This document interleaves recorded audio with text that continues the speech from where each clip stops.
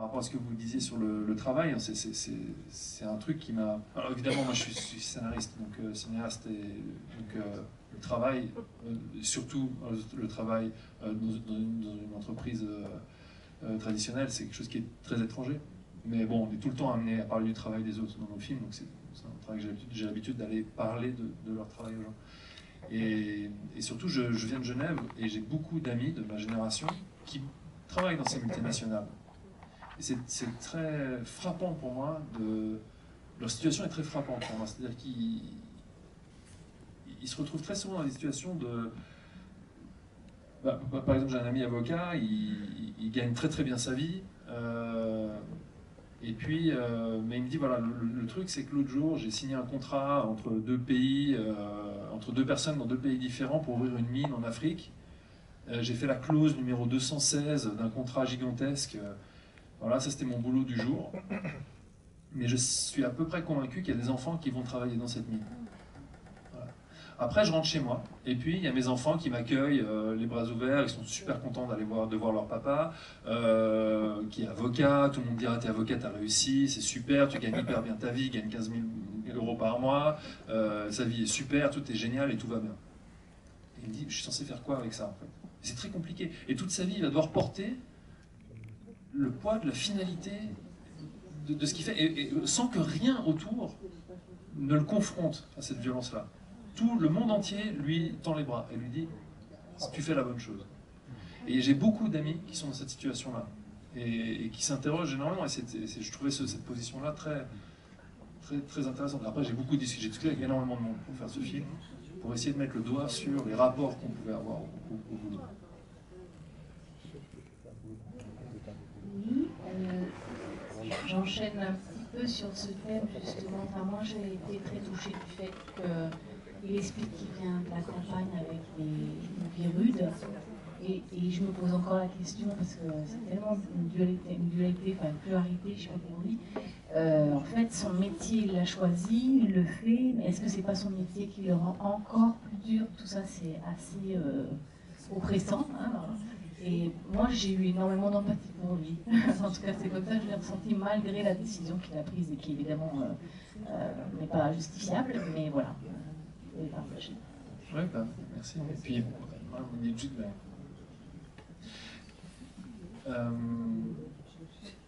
j'ai oublié ce que vous disiez avant, j'avais envie de dire un truc.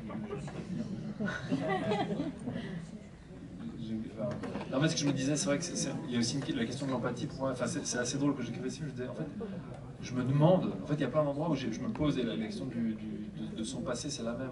Je me demande, il y a des choses qui sont encore en friche, donc des questions qui sont encore en friche, et la question de l'empathie, je me disais, voilà, en fait, si on est capable d'avoir de l'empathie pour Franck, est-ce que ça veut dire que lui est peut-être capable de comprendre ce qu'il a fait? Voilà.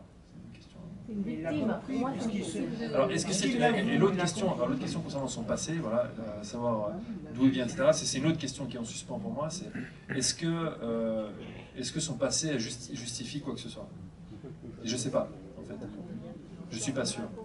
Ça explique plein de choses. C'est une pièce du puzzle. Mais je n'irai jamais jusqu'à dire que ça explique tout. D'ailleurs, plus tard, il voit son frère, et on voit bien que son frère est pas du tout comme lui. Donc le contexte ne justifie pas tout. Et il y a aussi la question, voilà, on voit son profil, sa personnalité qui est décrite comme ça, point par point. C'est une question que je me pose aussi. Est-ce qu'il est fondamentalement comme ça? Ou il est devenu comme ça? Voilà. C'est des mystères pour moi. Mais je trouve que, en tout cas, ce qui est important, ce qui est intéressant, je trouve, c'est de laisser cette porte ouverte. Et de pas dire que c'est uniquement à cause de sa famille. De ne pas dire non plus qu'il est tout à fait maître de tout ce qu'il a fait. C'est faux aussi, hein, parce qu'il n'est pas... On voit qu'il n'est pas maître de lui-même, c'est-à-dire que le crime qu'il a commis, déjà je pense que quelqu'un d'heureux dans sa vie ne l'aurait jamais fait. Et de deux, il dit avoir hésité.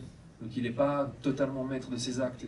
Voilà, et c'est ces endroits-là que je trouve intéressant à explorer au cinéma, parce que en théorie, on nous explique beaucoup de trucs en théorie. En fait, hein. On nous dit, voilà les grands idéaux, voilà ce qu'il faut, on sait tout ce qu'il faut faire et ce qu'il ne faut pas faire dans la vie. Il faut manger bio, il faut faire ci, il faut faire ça, etc. etc. Et les journaux n'arrêtent pas de nous dire ce qu'il faut qu'on fasse, il y a des théoriciens académiques qui nous disent ce qu'il faudrait, ce qui est mieux, ce qui est moins bien, etc. Mais il y a peu d'endroits qui nous expliquent comment faire une fois qu'on n'a pas réussi à être à la hauteur des idéaux. C'est comme si, quand on passe notre permis, on nous dit il ne faut pas rouler à contresens sur l'autoroute. Mais il n'y a personne qui nous apprend ce qu'il faut faire une fois qu'on est à contresens sur l'autoroute. Et ça, et je trouve que le cinéma, c'est un des endroits où on peut apprendre ça. C'est une fois qu'on est dans le compromis, une fois qu'on est dans l'erreur, et qu'on va devoir faire peut-être des encore plus grands compromis pour pouvoir espérer s'en sortir. Et, ben voilà, le cinéma nous raconte ça, il nous aide à apprivoiser ça. Il n'y a pas beaucoup d'endroits qui parlent de ça. Oui, bonsoir.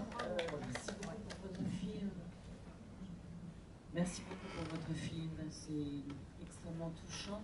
Moi, j'ai toujours eu de l'empathie pour Olivier Gaume dès le début et jusqu'à la fin, parce que je pense que c'est un personnage qui souffre profondément dans son être, mais justement, contrairement à ce que quelqu'un a dit, ce n'est pas la famille qui le sauve, c'est sa fille, sa petite fille.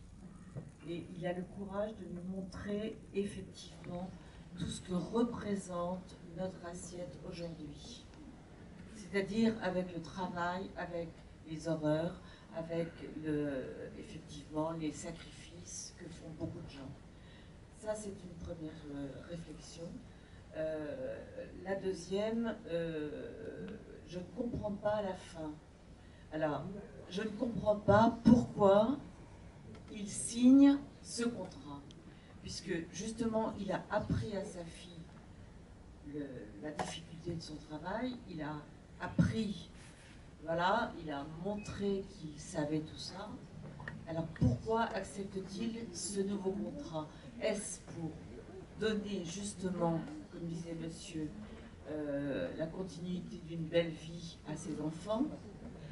Ou est-ce, pour quelle raison? Voilà, ça je ne comprends pas. Étant donné qu'il a compris, c'est ça, exactement. Voilà. Il a pris conscience. Voilà. Étant donné qu'il a tenté de se suicider, à un moment donné, on a la preuve par l'action qu'il y a eu un sursaut moral. Voilà. On sait qu'il n'est pas d'accord. Donc pourquoi signe-t-il? Et pourquoi est-ce qu'il signe? Ouais. Voilà. Exactement. Exactement. Voilà, c'est ça. Et voilà, je disais tout à l'heure que je posais la question de notre inertie à la fin. Voilà. C'est une question que je me pose, c'est pourquoi est-ce qu'on continue à agir comme on agit? Exactement. Puisqu'on sait tous que c'est terrible. Exactement. Mais je pourrais répondre par l'absurde. Je pourrais très bien vous expliquer par contre pourquoi il ne le jette pas à la poubelle. Alors dites. Voilà. Parce que si j'ai... oui. Parce que s'il jetait le contrat à la poubelle, oui, tout le monde aurait été rassuré. Non. Et personne ne se serait posé de questions. Bah oui, le film nous aurait dit, en fait, il suffit de dire non. Voilà. D'accord. Qui est, alors, moi je trouve que c'est une réponse insuffisante déjà. Mais bon, ça me regarde. Mais voilà. Et puis en plus, j'avais très peur de faire ça. J'ai vu des films de ce type-là qui finissaient comme ça. Le personnage renonce héroïquement. Et tout le monde se dit, ah, c'est chef. En fait, tout va bien. Parce qu'on va dire non, on finira bien par dire non, ça ira. Et puis on n'y pense plus le lendemain. Et c'est encore plus sournois que ça. C'est que j'ai très peur que ce cinéma d'auteur, qui est plutôt orienté à gauche, finisse par devenir une secte. C'est-à-dire que on dise à un spectateur de gauche un message de gauche, une vérité de gauche qu'il connaissait déjà avant de venir, donc on lui dit ce qu'il savait déjà, et puis c'est pour ça qu'il vient, et puis après il en a pour son argent, il a eu ce qu'il voulait entendre. Alors, je me dis, alors, si tu commences à faire ça, tu vas faire un film sur la consommation, qui critique la consommation, qui devient lui-même un bien de consommation. Un peu bizarre. Et en plus, ça va terrifier tous les gens de droite, et ils n'oseront plus jamais venir au cinéma et s'asseoir sur une chaise. Je suis droite, je le revendique. Vous êtes courageuse de continuer à venir au cinéma. Absolument. J'y viens 3 fois par semaine. Non, parce que je pense qu'il y a des problèmes en plus qui sont, voilà, qui nous concernent tous et qui sont compliqués. Enfin, je pense qu'il y a des problèmes qui dépassent complètement ce genre de clivage. J'avais peur de tomber dans un truc un peu, et en plus un peu stérile, c'est-à-dire que pour moi le problème il est pas là. C'est pas, je pense pas qu'aujourd'hui le problème ce soit de réussir à renoncer et comme je disais, voilà, c'est vraiment, en plus ça ressemble à ce que j'observe. Et c'est là où s'arrête ma pensée aussi. C'est voilà, j'ai fait tout ce film, j'ai réfléchi à ça pendant des années, etc. Et j'ai quand même acheté un téléphone chinois il n'y a pas longtemps parce qu'il était moins cher que le téléphone éthique. Donc à partir de là, on fait. Enfin, non, mais c'est une vraie question, c'est compliqué. C'est compliqué. Et donc j'avais de la peine à me dire, on va donner une réponse simple à un problème compliqué. C'était pas. Ça faisait un peu mal au cœur. Bonsoir, monsieur. Merci pour le film. Il y a 2 choses qui m'ont frappé dans votre film. Premièrement, les haies. Parce que elles sont véritablement un labyrinthe, et je l'ai vécu, si vous voulez, comme le labyrinthe de son propre esprit, dans lequel il essaye de trouver une porte de sortie en définitive. Sa fille joue avec un labyrinthe dans le dernier plan. Oui, absolument, tout à fait. Et par ailleurs, il me semble qu'au-delà du problème moral sur lequel on est en train de se focaliser, je dirais qu'à la limite, je le trouve secondaire par rapport à un autre problème, qui est celui de son déterminisme par le travail. À un moment donné, il dit, mais une vie sans travail, je ne sais pas ce que c'est. Et je pense que son angoisse fondamentale, au-delà du fait d'avoir condamné à mort, etc., son angoisse fondamentale, ce serait de ne pas travailler. Et la question que je me pose, enfin, la signature du contrat à la fin, c'est « je vais travailler ». C'est ça, vraiment sur la fin, genre, je me rappelle, il y a beaucoup de lectures possibles. On peut vraiment choisir de regarder ça. Mais je ne me focalise pas sur la fin. Tout à fait. Mais ce que vous dites est très très important, parce que effectivement, un des points cruciaux du film, c'est de parler d'une certaine forme d'aliénation au travail. Très souvent dans le cinéma sur le travail, c'est tout un genre. On nous présente l'aliénation du travail de manière externe et puis assez verticale. C'est-à-dire qu'on a un chef, un patron ou un contremaître qui contraint l'ouvrier, le travailleur en col bleu très souvent, l'ouvrier d'usine, etc., à faire quelque chose. Et il est obligé de lui obéir. Voilà. Et ça, c'est la domination. C'est un modèle assez marxiste, assez simple. Voilà. Et en fait, la domination du travailleur en col blanc, l'employé de bureau, elle s'opère de manière assez différente. On va en fait lui faire croire, lui laisser entendre qu'il est son propre chef. Il va pouvoir faire ses propres horaires, gérer son propre portefeuille. Et en fait, on attend de lui qu'il devance la demande, qu'il formule lui-même la demande de l'entreprise. Et c'est pour ça que c'était très important que Franck commette ce crime alors que personne ne lui a demandé. Et en fait, le film parle beaucoup de ça, de la manière dont le travail s'est immiscé dans l'esprit du personnage et a complètement colonisé sa vie, jusque dans l'intime, jusque dans la famille, jusque dans le... Et surtout par rapport à lui-même, c'est quelqu'un qui ne s'écoute plus depuis très longtemps. Est-ce qu'il a cru, il a cru dans la promesse de l'entreprise, il a cru qu'il échapperait à sa classe sociale, aux besoins, s'il faisait ce qu'on attendait de lui. Mais pourtant, il a fabriqué la prison dans laquelle il a fini. Et ce crime peut être perçu comme étant le symptôme d'un énorme problème chez le personnage, de l'explosion. Je disais qu'un personnage qui était heureux n'aurait pas fait ça. À un moment donné, il est tellement étranger à lui-même que c'est peut-être une lecture comme une autre, mais peut-être que ce crime est une manière pour lui de se saboter, de se sortir, d'aller tellement loin qu'il va se révéler à lui-même. Et je trouvais terrible en tout cas d'avoir un personnage qui effectivement n'était plus que travail et qui ne savait plus qui il était lui là au milieu et qui a fabriqué des relations terribles avec ses enfants. Il a cru qu'il leur donnait tout ce qu'il voulait, il a cru qu'il faisait tout ce qu'il fallait, alors qu'en fait il a fait d'eux des petits bourgeois qui méprisent en voulant les sortir pour ne jamais qu'ils vivent ce qu'il a vécu, ne se rendant pas compte que aussi ce dont il a manqué, c'est probablement pas d'argent, c'est pas ça qui l'a vraiment fait souffrir, c'est probablement d'amour, et là il était complètement absent aussi. Donc en tout cas, ce qui m'intéressait c'était ça, c'est de voir comment on peut s'auto-aliéner, comment on peut fabriquer son propre enfer. Vous dites par rapport au crime, mais même s'il avait fait une erreur, on va dire minime, il aurait été licencié quand même. Parce que quand il fait les courses, son ancien directeur lui dit « Tu es trop vieux, tu as trop d'ancienneté, l'usine ne fait plus de bénéfices. » Donc quoi qu'il en soit, il aurait été viré. Ça c'est une lecture, c'est compliqué, effectivement. Peut-être, c'est là où tout est assez compliqué, c'est que peut-être que s'il n'avait pas commis ce crime, on l'aurait viré pour ne pas l'avoir commis. On lui aurait dit « Ah non mais ça va pas, t'as vu combien tu nous coûtes, c'est de ta faute », et c'est ce qu'il redoute en fait au départ. Et donc voilà, enfin... Ouais. Et juste pour la fin du film, quand il va, avant de re-signer pour le deuxième contrat, on lui propose 50 000 ou 80 000 et il dit 120 000. 120 000, c'est juste le prix de la piscine. Donc il pense quand même toujours à ses enfants, à la piscine et au cours social. Donc c'est quand même le travail, mine de rien, qui le sauve, pas la famille. Bien vu, effectivement, c'est pour ça. Juste une question, parce que il y a beaucoup de... J'ai beaucoup lu, et c'est cette idée qui vous est venue, du revirement, finalement. Parce que moi, je suis frappée par le discours là qu'il a, et ce raisonnement qu'il a, qu'il tient, et qui va lui faire évaluer les choses en termes d'argent, certes. À un moment donné, il semble trouver une issue, c'est de marche arrière, de retourner au port, je ne sais plus lequel d'ailleurs, avec la cargaison. Et puis, il y a ce revirement. Moi, j'aimerais bien que vous fassiez un commentaire là-dessus. C'est ça, c'est qu'en fait, il commence à faire demi-tour, et puis il change d'avis. Et pour moi, c'est un moment où le personnage, justement, s'échappe à lui-même, et pas tout à fait maître de ce qu'il fait. Il y a sa fille, il faut qu'il aille la chercher, il y a toute la charge, etc. Oui, effectivement. Mais on a un truc où il avait décidé de faire demi-tour, puis il doit appeler tous les clients, puis sa femme l'appelle.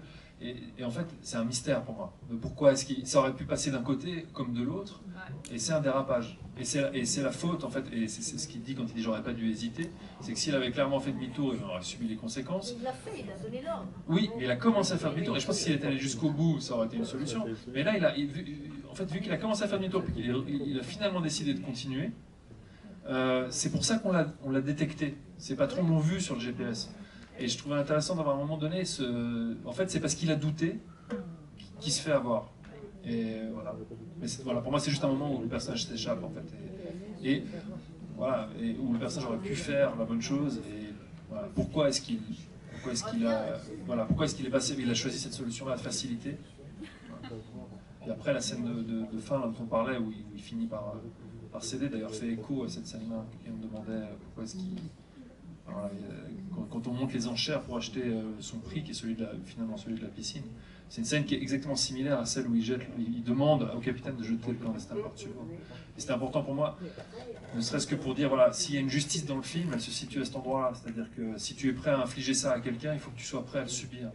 Et donc il se retrouve, cette situation dans laquelle il est tombé dedans, c'est pas parce que...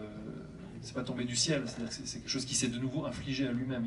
Il s'est mis dans une position où on pouvait acheter son intégrité comme il l'a acheté celle de l'autre. On l'a pas encore évoqué, mais tu as conçu le film comme une trilogie, pas celui-ci, mais il y en aura 2 autres. Est-ce que tu peux nous en parler des 2 autres? Oui, alors j'avais écrit un film choral au début, c'est un long film avec plusieurs histoires, qui s'appelait « Ceux qui travaillent, ceux qui combattent et ceux qui prient ». Et ce film-ci en est extrait, en fait. Et maintenant, je vais faire les 3 films comme 3 films indépendants. Ça va être un triptyque. Et ceux qui travaillent, ceux qui combattent et ceux qui prient fait référence à la construction de la société médiévale, en fait, avec ceux qui travaillent, qui étaient le tiers-état, les paysans, donc ceux qui nous nourrissaient, ceux qui combattent, la noblesse qui nous défendait, et ceux qui prient, le clergé qui s'occupait de notre vie spirituelle. Et l'idée de ce projet initial était de se demander aujourd'hui qui nous nourrit, qui nous protège et qui s'occupe de notre vie spirituelle. Et donc ce film-ci répond à la question, voilà, qui nous nourrit. Et donc c'est un film sur la consommation, voilà, notre place et l'éthique, enfin, la consommation aujourd'hui, cette consommation mondialisée très contemporaine. Et là je suis en train d'écrire Ceux qui combattent, le 2e volet, qui parle de justice et de la mise à mal des institutions démocratiques traditionnelles et la montée du populisme. Ça va être plutôt sur la justice. Et puis le 3e volet, Ceux qui prient, parle de ce qui peut rester de spiritualité dans le monde athée. Donc c'est sur la science et la mort. Tout un programme. Et l'idée de ce J'ai 2 questions, s'il vous plaît. Oui. La première c'est là, quand il a pris la décision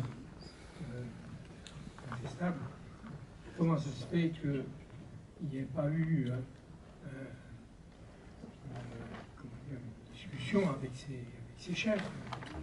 Bon, sinon il y aurait pas été, bien entendu, mais... Ça, c'est la meilleure raison. Après, on cherche des excuses pour qu'il puisse avoir un film. Moi, ça me questionne quand même. Tout à fait. L'habitude de l'entreprise, quand on a un problème, on se réfère au chef. Non, mais on en parle ses collègues. C'est indicible, ça aussi. La deuxième question, c'est, qui est quand même très dure, c'est les rapports avec sa femme. Alors ça, je n'arrive pas à comprendre.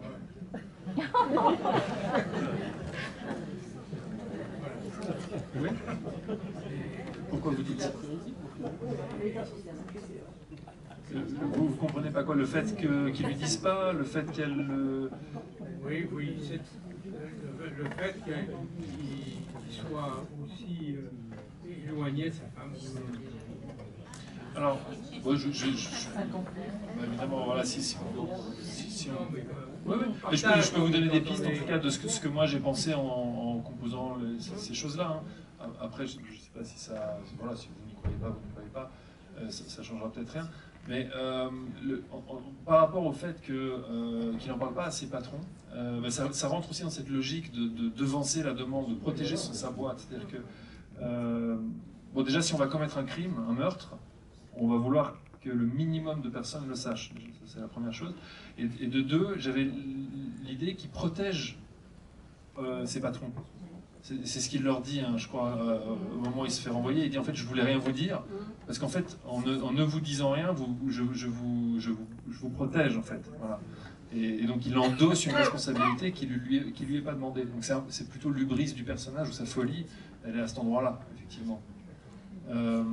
Ensuite, concernant sa femme, moi, j'ai pensé au personnage de la manière suivante. C'est-à-dire qu'elle et lui ont connu une autre vie avant. Plus modeste. Ils viennent du même milieu.